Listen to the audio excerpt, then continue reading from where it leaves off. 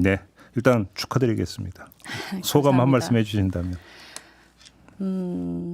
제가 이게 제 힘으로 된 게 아닌 걸 너무 잘 알고 있어서 어깨가 너무 무겁습니다. 그럼 누구 힘으로 되신 거예요? 그러니까 당원분들이 너무 이제 그 어떤 열이나 열망, 그러니까 그 이제 그 지역구에서 여러 공천 상황을 보면서 네. 새 인물을 좀 엄청 원하셨던 것 같아요. 그러니까 어제 있었던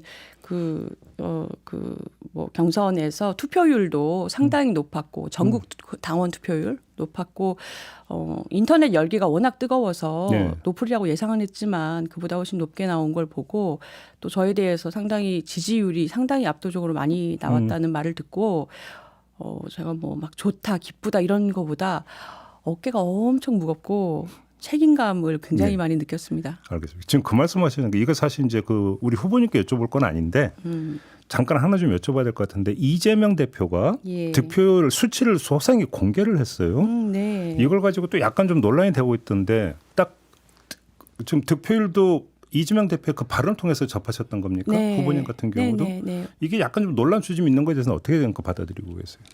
그러니까 지금 대표님께서 숫자를 다 바로 말씀을 하셨는데 네. 지금 뭐 그 당원분들은 그 숫자를 듣고서 아 그렇구나. 그러니까 이게 가감산 논란이 있었지 않습니까? 그러니까 이제 여성 신인으로 제가 25% 가사를 받고 박용진 의원이 30% 감산받는 부분에 대해서 논란이 있었는데 아마 제가 예상하기에는 그것 때문에 그 벽을 넘지 못하고 박용진 의원께서 탈락했다라는 보도가 이어지는 것에 대해서 좀 사실을 밝히시려고 그 가감산 없이도 조수진 후보가 69.93%를 득점했다라는 말씀을 아마 하시려고 하셨던 것 같아요. 네네. 알겠습니다.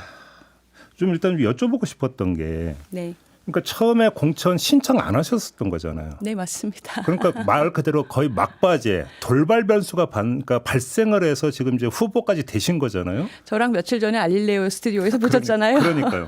제가 궁금한 게 네. 그러면 애당초 네. 공천 신청을 안 했는데 네. 거의 막바지에 생각을 바꾸신 거라고 일단 봐야 될 것 같은데 그 계기가 뭘까요?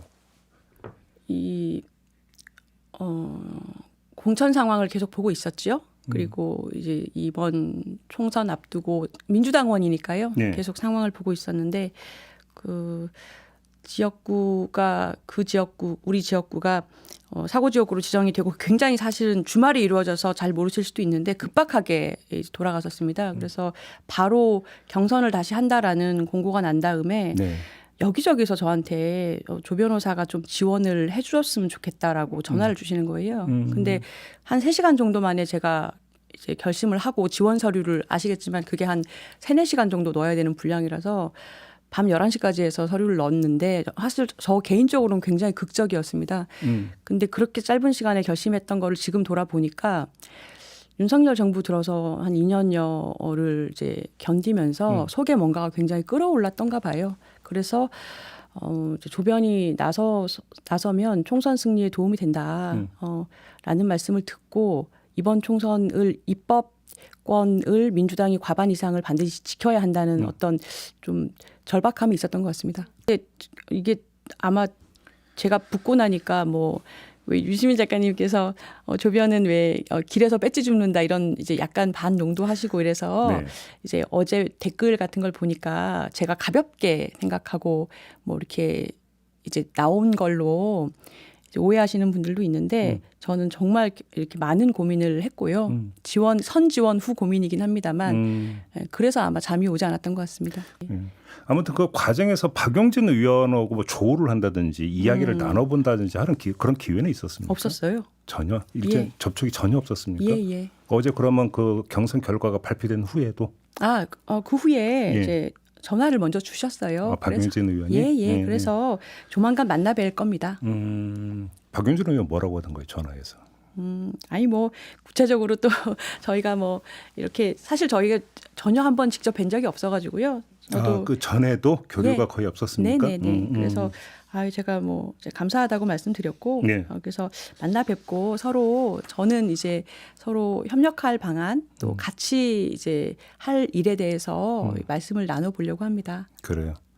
아무튼 이제 이제 강북으로 또 민주당 조직이 있지 않습니까? 네. 그러면서 어떤 이제 또 조직이 어떻게 가동이 되느냐 이런 것도 되게 중요한 문제인데 그런 네. 데서 이제 박용진 의원과 협력은 뭐 크게 문제가 없을 거다 이렇게 지금 확신하시는 거고요.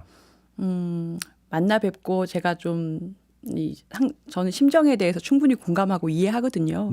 그리고 지역구에 계신 분들이 이제 섭섭하신 분들도 분명히 지지자분들이 있으세요. 왜냐하면 박용진 의원님 좋아하시고 믿으시고 지역구에 많이 있으시기 때문에 그거를 충분히 말씀을 듣고 그리고 그걸 모두 제가 승계할 수 있는 방향으로 네. 가야 될 것 같습니다. 아무튼 이제 그 또 당사자가 되셨기 때문에 말씀하시기가 좀 약간 좀 그 곤란할 부분들이 있을 것 같긴 한데 아무튼 공천의 일련의 과정에서 논란의 한가운데 있었던 그리고 논란이 가장 길었던 사람이 박용진 의원이거든요. 네. 자 그러면 박용진 의원의 이후에 어떤 뭐라 그럴까요? 정책 위치라고 할까요? 역할이라고 해야 될까요? 혹시 한 말씀 주실 수 있을까요? 이 문제에 대해서? 저는 총선 승리를 위해서 좀 도와주십사 이렇게 말씀드리고 싶습니다. 그래요. 네. 과정 뭐 다 지나간 일이긴 합니다만 우리 변호사님의 발언이 약간의 논란이 된 바가 있습니다. 박용진 의원 같은 경우는 인간적 섭섭함도 피력을 한 바가 있었는데 이른바 바보 미랄 발언.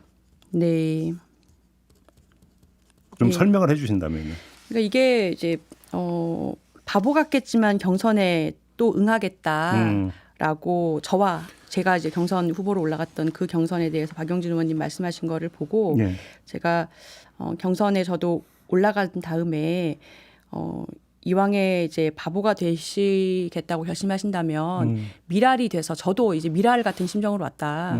당을 위해서 썩어서 없어지는 그리고 미를 그러고 건강하게 키울 수 있는 그러니까 나 자신은 없어지는 그런 이제 헌신을 같이 하십시다라는 의미로 그런 바보가 되어 주십시오라고 했는데 그게 아마 이제 텍스트로 접하셨던 것 같고 그러니까 아마 곡해가 됐던 것 같아요. 예. 근데 이제 제가 좀 지금 직업 정치인으로 뛰어든 지 5일 됐고 그래서 정치 언어가 좀 미숙합니다. 예. 그래서 박용진 의원님께는 그 점을 좀 양해를 좀 해주셨으면 하는 말씀드립니다. 알겠습니다. 변호사님이 경선에 참여하기로 했다는 소식이 나오자마자 바로 나왔던 보도 가운데 하나가 변호사님이 성범죄 가해자들 다수를 변호한 바가 있다. 예. 이런 보도가 나왔는데 이거에 대해서는 좀 말씀을 해주신다면요. 그러게요.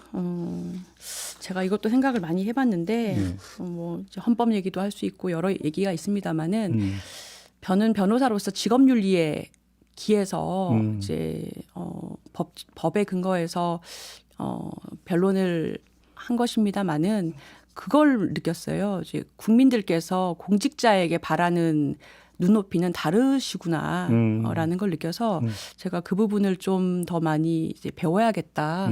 그걸 좀 느꼈습니다. 아, 그래.